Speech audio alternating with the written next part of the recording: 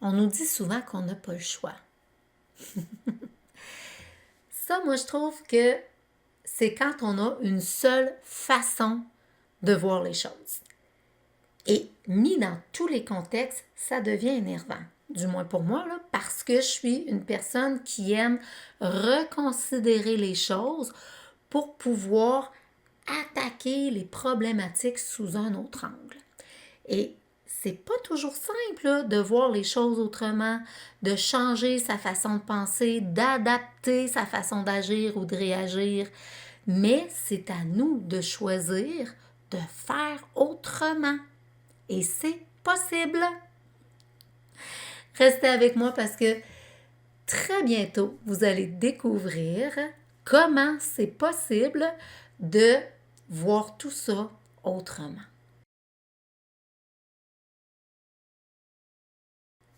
Vous savez qu'on a tous notre interprétation des choses, nos perceptions des choses selon nos expériences de vie, selon aussi notre personnalité. Prenez juste comme exemple, vous êtes dans une foule et il y a quelqu'un qui a un regard vers vous, un regard fixe. Et dépendamment de la genre de personnalité que vous êtes, si vous êtes sûr de vous ou si vous êtes craintif, il va y avoir deux interprétations différentes. Donc, si vous êtes sûr de vous, vous pouvez peut-être vous dire il cherche peut-être à me charmer. Si vous êtes du genre craintif, peut-être que vous allez vous dire hey, cette personne-là, peut-être qu'elle me veut du mal. Vous prêtez une intention à l'autre sans savoir ce qui se passe. Vous y allez de votre façon. Donc, pour essayer de voir les choses autrement, il faut penser d'une autre façon. Il faut essayer d'y voir une autre signification, un autre sens. Peut-être qu'au final, la personne était juste dans l'une, là. C'est pas compliqué. Il y a la même définition, la même situation, puis il ressort deux interprétations différentes.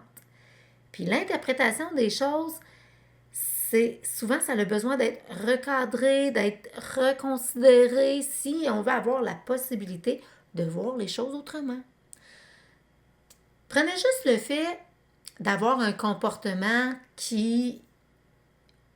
Une personne parle fort, une personne rit fort, elle prend de la place.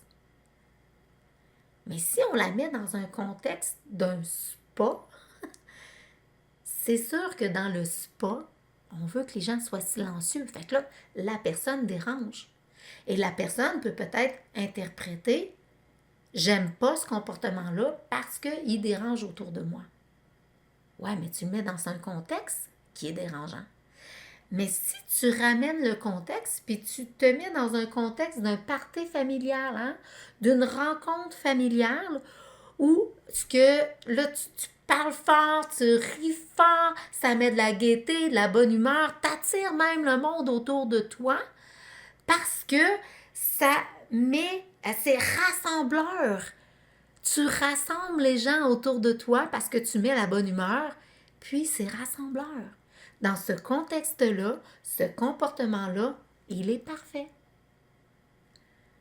Mais pour ma part, moi en tout cas, j'ai dû reconsidérer bien des choses dans ma vie, c'est sûr. Mais dernièrement, ça a été avec mes vidéos. Les vidéos que je fais comme ça. Là.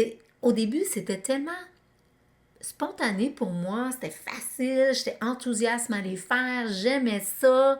Je créais, mais de façon aléatoire, tout croche. J'avais pas vraiment de stratégie comment apporter ça, puis ça m'importait peu. J'en faisais plein, j'en faisais une fois par semaine au moins. Mais ça n'amenait pas grand-chose, puis je me suis dit, il va falloir que je réapprenne. Alors j'ai reconsidéré la chose, j'ai appris, comment faire. Là. Je me suis mis un cadre. On m'a appris que c'était tel sujet qu'il fallait mettre en premier, quoi parler, comment les organiser pour que ça soit mieux. Et plus ça allait, plus ça devenait lourd. Puis j'ai commencé à en faire une fois par 2 semaines parce que c'est trop lourd. Et c'est encore le cas un peu. Mais là, encore une fois, tout dernièrement, j'ai dit, pourquoi ça vient lourd de même? Je voyais ça lourd. Ma façon de penser, c'était, ça prend bien trop de pas de stratégie, mais oui, en même temps, mais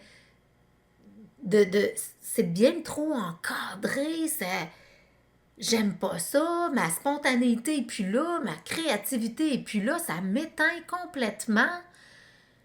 Puis là, ben, ça le fait que, comme je vous dis, la façon que j'agis maintenant, c'est d'émettre une fois par 2 semaines au lieu d'être toutes les semaines.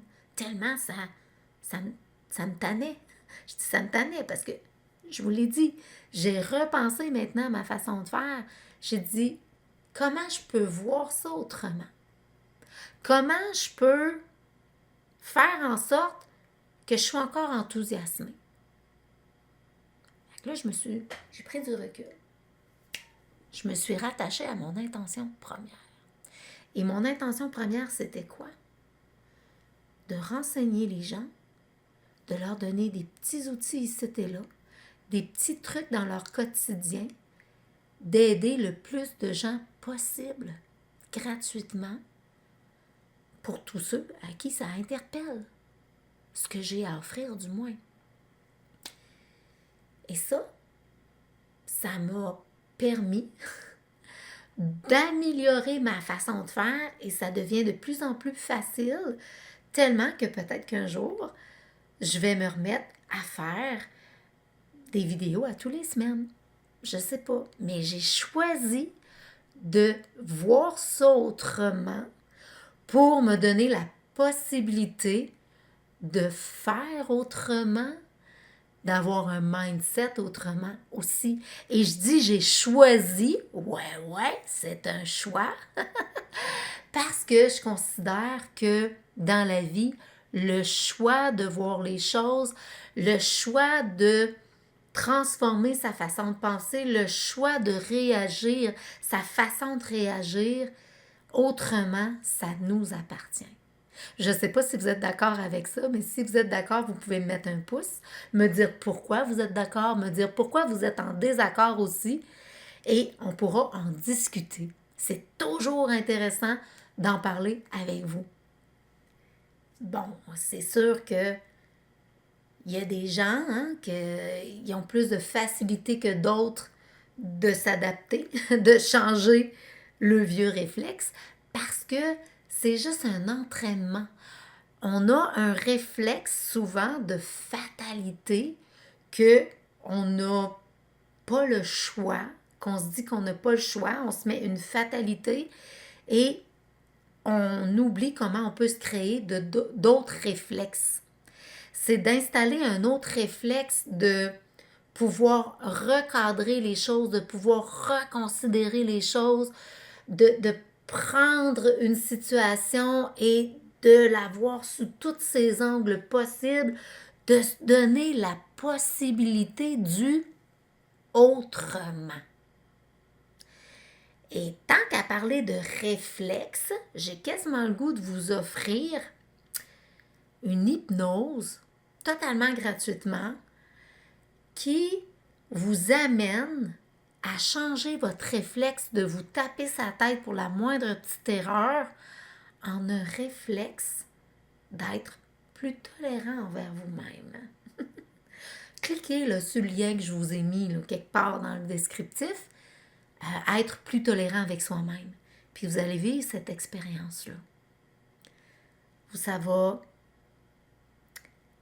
comment qu'on peut dire ça? Ça vous ouvre à d'autres horizons. Mettons que c'est comme ça. Je repense à ça, là.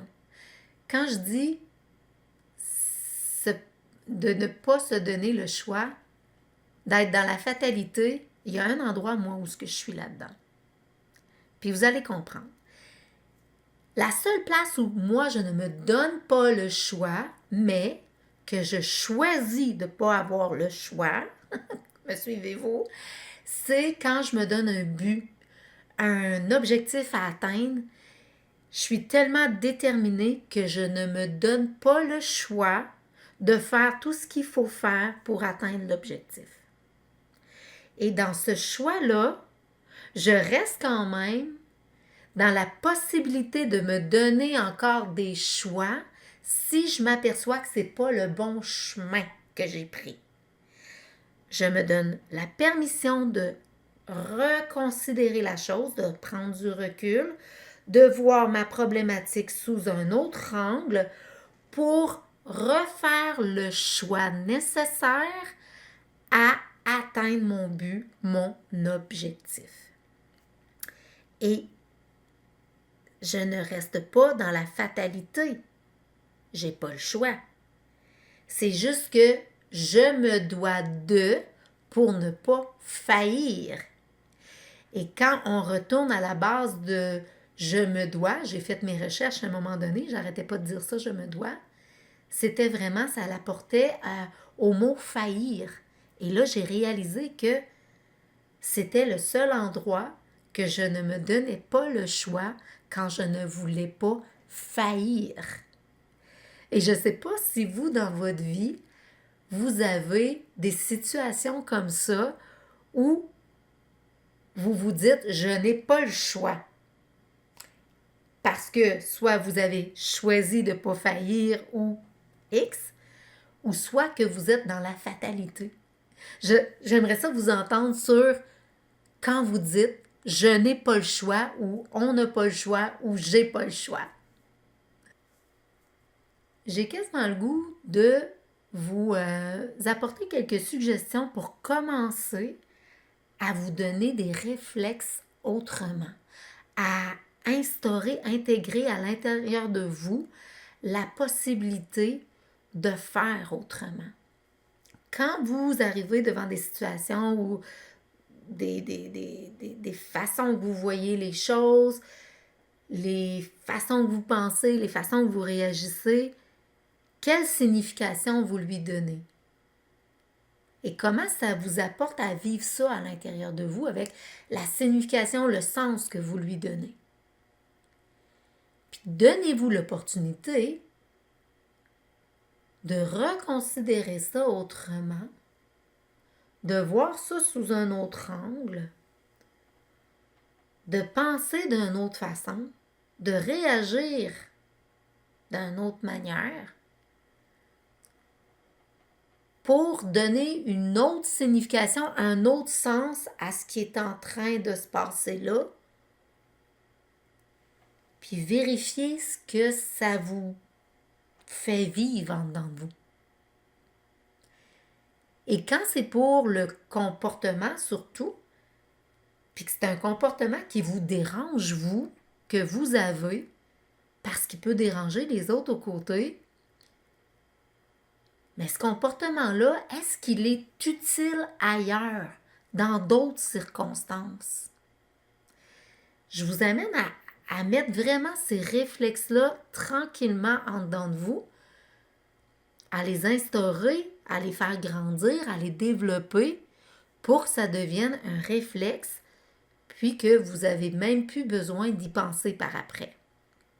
Puis souvenez-vous qu'en choisissant l'opportunité de voir autrement, ça donne un meilleur état d'esprit. Ce qui vous habite en dedans, vous le vivez autrement aussi. Ça vous amène à avoir aussi une meilleure relation avec vous-même et puis avec les autres qui vous entourent. Et si vous restez dans la fatalité, vous vous habituez jamais à voir autrement. Si vous restez toujours dans votre même façon de voir, même façon de penser, même façon d'agir, même si ça vous tape ses nerfs, même si vous n'aimez pas ça, même si ça vous paraît lourd, vous restez dans des sentiments qui sont limitants pour vous.